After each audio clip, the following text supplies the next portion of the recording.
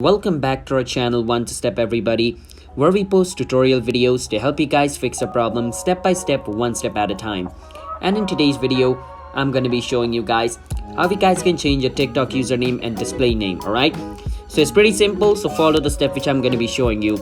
But before I show you the steps, if you guys are new to our channel One Step, then don't forget to hit the like and subscribe to our YouTube channel with notification on. Let's move on. So first step, open TikTok and click on profile at the bottom right corner of your screen and come to profile of your TikTok. Once you're over here, click on edit profile. Now once you're in edit profile, where's this name? Click on it. Now over here you can change your name, but you can only change your names once every 7 days, alright? So once you change your name, now you cannot change it for 7 days. So you can come over here, enter a new name and you can change it.